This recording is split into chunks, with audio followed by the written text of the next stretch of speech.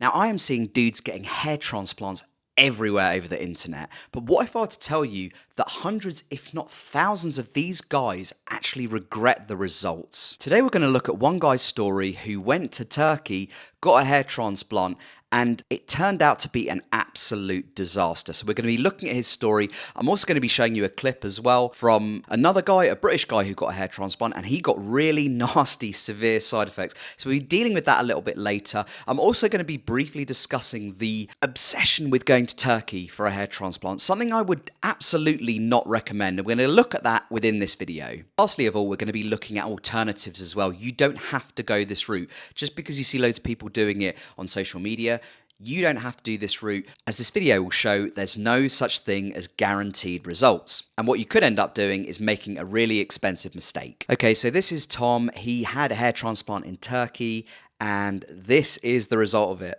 Got on with it, and I'm not very happy with the result, to be honest. The assistant didn't really speak any English, so I was basically sat there for the whole time, just sort of with my own thoughts. I don't know, it didn't seem very professional. I've got like a 5 centimetre place on my head where it seems still numb. So there's a couple of things there to pick up on. Number one, the people who were actually doing the procedure didn't speak any English, and this is a medical procedure.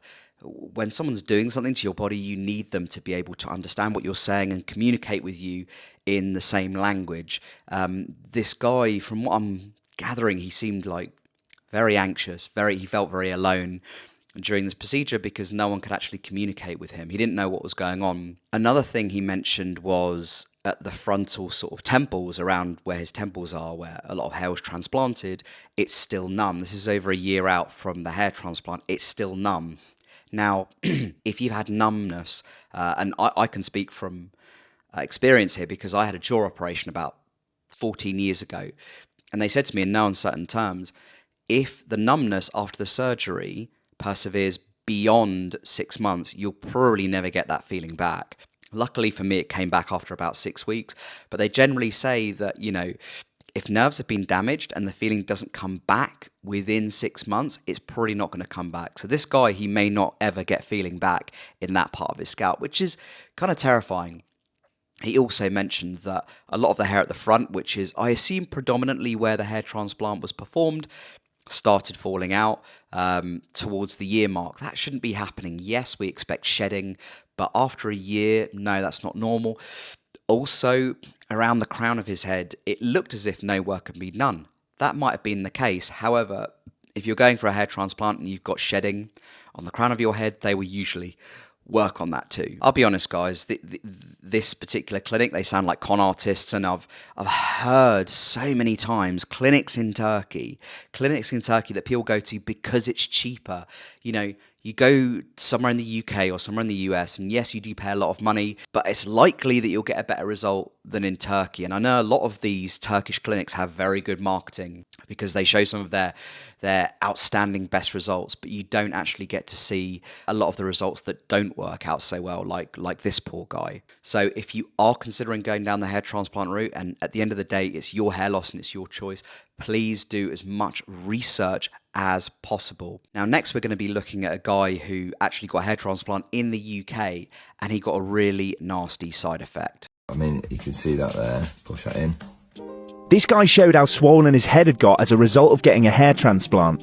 As you can see, my face is swollen quite a bit. Oliver Martin was at home in Manchester when he noticed he had reacted a considerable amount from the surgery and decided to document the healing process on TikTok. About halfway through, while my head is very swollen, they've taken the grafts from the back, and then I'm going to go and pop them in the front. God, my head is really swollen. He documented his hair transplant journey to help show other lads what the process is like. This is the results 24 hours after. Yeah, really gnarly. It was at this moment, like, I was thinking, what the fuck have I done to my head? So there you can see his head expanded like a balloon. By the way, this wasn't in Turkey. This was a procedure done in the UK.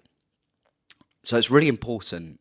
it's really, really, really important that if you are considering going down this route, you do thorough research. You're fully aware that there is no guaranteed result when it comes to hair transplants. You may well end up spending a lot of money and it may end up going down the drain. You need to make sure you're a suitable candidate. You need to make sure it's going to give you the desired result that you want. That's probably more important than anything. And you need to make sure that you pick a clinic which is credible, which has got years and years of reviews, it's got good doctors, and they're willing to offer you not 1 year, but at least 2 years, 24 months of aftercare, because this is a serious procedure. A lot of money is being invested into this.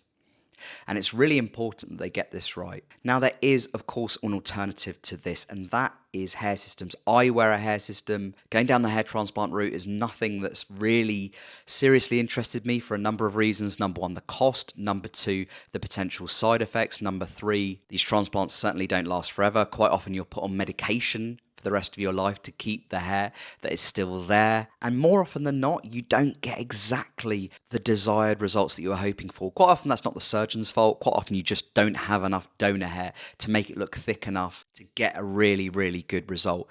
Don't get me wrong, they are getting way, way better, but they're still a way off what I'd consider to be the gold standard for hair loss solutions. So hair systems for me, it's non-surgical. You can get the kind of style you want. You can get the density you want. You can get the color you want. Hair systems are getting so good now, so comfortable, so realistic. And overall, you actually don't end up spending as much money. And there's absolutely no medications needed. So at the end of the day, guys, the choice is yours. But I've shown you a video here, well, a couple of videos of guys who really have had problems, and quite often this isn't shown in the marketing materials of hair transplant clinics and that kind of thing. So I think it's really important to bring some transparency to the field. Of course, if you are a hair system wearer or you're thinking of wearing a hair system, I'm negotiated 15% off as many hair systems as you like, as many stock hair systems as you like on levividhair.com. I've been wearing their systems for years and they've always gone above and beyond. Now let me know in the comments if you've had a hair transplant in the past. What has your experience been of hair transplant? Did it work for you? Did it not work for you? Let's open the floor to all opinions here. If you're enjoying my content, please do subscribe, like the video. It helps more people find this content and more people find hair loss solutions. Thanks for stopping by, guys, and I'll speak to you very soon.